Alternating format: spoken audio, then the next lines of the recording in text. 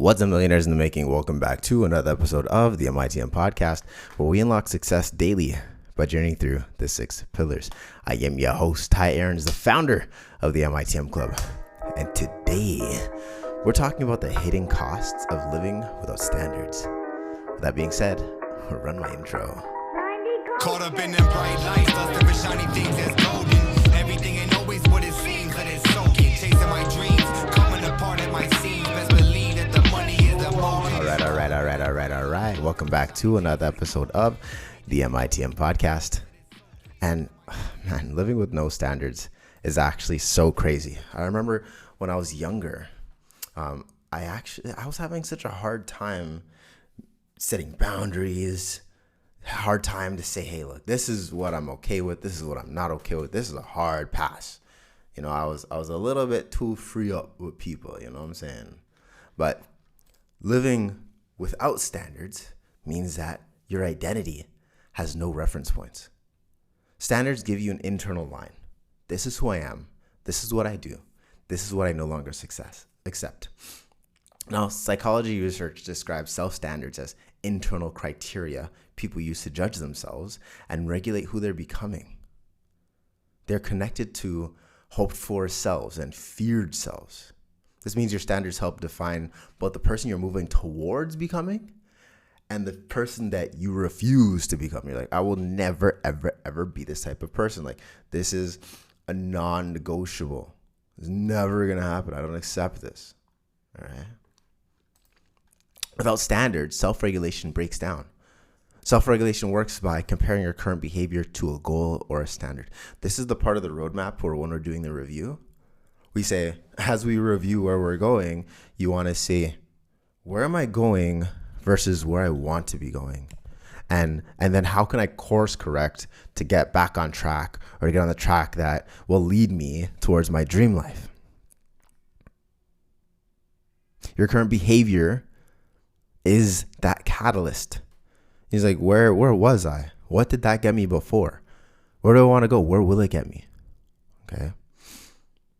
There's some specialists, Carver and Shears. I'm so terrible at saying some of these names, but Carver and Shears' control process model explains that people regulate behavior by noticing the gap between where they are and where they intend to be.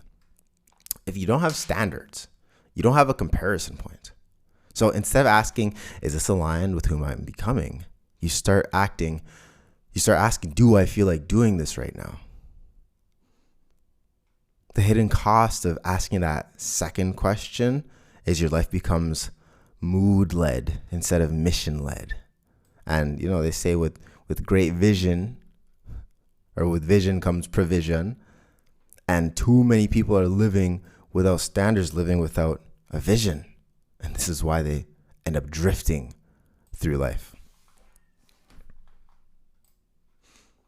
Now, when we don't have standards, every decision becomes exhausting. There's this book called The Subtle Art of Not Giving a Fuck.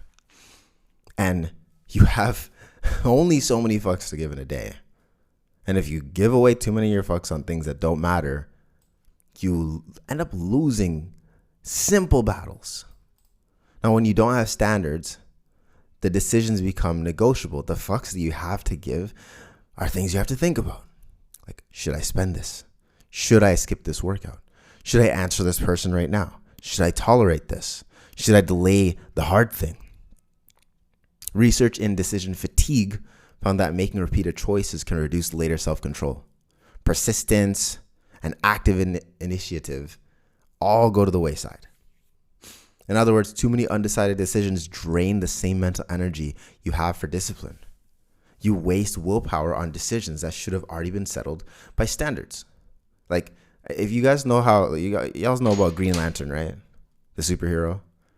He has a ring that is powered on willpower. And every now and then, he has to go back and recharge his Green Lantern ring. How many times do you have to go and recharge the fucks that you give or the willpower that you have to stay aligned with the goals that you have and the life that you want to live? It's crazy. Now, we talk about fitness, finance, and lifestyle over here. And I told you guys, I'll remind you. Sometimes we need reminders more than we need something new. But fitness and finance are the same. Fitness and finance are the same. Dollars in, dollars out. Energy expenditure, asset allocation, workout programming, microcycles, macrocycles. When it comes to developing out the muscles or how the market's working, it's all the same. It's all just numbers. And when we don't have financial standards, your money leaks quietly. When we don't have fitness standards, we gain weight slowly. We're slowly getting fat. When it comes to money, it rarely disappears in a dramatic moment. It usually leaks through repeated, unchallenged behaviors. You know, I buy this coffee every single day. I spend $10 on a coffee every day. It's how many thousands of dollars for the year, right? Isn't that crazy? $70 a week if you buy a coffee a day. $50 if you're only buying it when you go into work. It's crazy. There's a lot of money. Now, CFPB notes that tracking spending gives people clarity around habits, and it helps them make better decisions towards their financial goals. And me as a trainer, I say, hey, when you're tracking your workouts, it gives you better clarity around the habits and makes better decisions towards your fitness goals. This helps people understand how they earn, spend, and save, and how they build, develop, and curate their lifestyles. And this helps you reduce stress and increase control. Now, financial standards might sound like I save before I spend. I don't carry high interest debt without paying off a loan. I check my cash flow weekly. I don't let lifestyle creep eat every raise. Without financial standards, your future gets what's left over. And when it's your fitness standards, maybe it's I work out 3 times a week minimum. I don't eat past 6 p.m. I check my progress monthly because there's a little bit of a slight time delay with seeing progress. The human body can do some crazy stuff in 30 days, even crazier stuff in 90. You know what I'm saying? I don't let setbacks become permanent. Like, oh man, I missed a day in the gym. I missed 2 days in the gym. My rule of thumb is don't let 2 days pass without touching a weight or getting your butt in the gym. 2 days back to back, oh, you can recover pretty quickly. 3 days, ooh, you've already started drifting, brother. Now, without boundaries, your energy gets taxed. Standards are not just about ambition. They're about protection. Like boundary violations, blurred boundaries, reduce your psychological detachment, recovery, and well-being. When people can't properly detach from demands, their ability to flourish is affected. And this applies to more than just work. You have no time standards, means people can access you whenever. No relationship standards means disrespect becomes normal. No fitness standards, hey man, you're 120 away from becoming a fatty. Health becomes optional. And we know our health is our true wealth. No money standards, your goals stay unfunded. Like, what are you doing? You don't just lose time. You lose recovery. You lose peace, focus. And the worst thing is you lose self-trust. If you can't trust yourself, then who can you really trust? Now, to wrap up today, I'm just saying, standards are self-protection. They protect your identity, your energy, your money, your fitness, your focus, your relationship, and your future. The hidden cost of living without standards is not that you fall behind. It's that you slowly become available to everything except the life that you said that you wanted. So no standards mean no boundaries. No boundaries, no protection. No protection means constant leakage. Constant leakage leads to drifting. And over here at the MITM Club, we want to stop drifting. So with that being said, that wraps up today's episode of the MITM Podcast.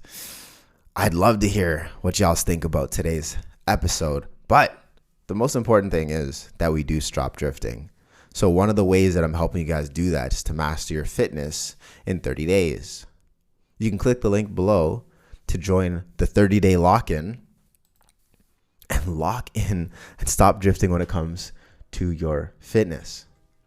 Inside of this 30-day fitness challenge, you're going to get workouts, you're going to get nutrition guides, You're going to get a community of like-minded people that have decided to stop drifting, decided to master their fitness so they can master every other aspect of your life. Because I believe fitness is the hardest part. Master your fitness, finance becomes easy. But I digress. That wraps up today's episode of the MITM Podcast. I will see you tomorrow. Peace. Give 'em that creme de la creme.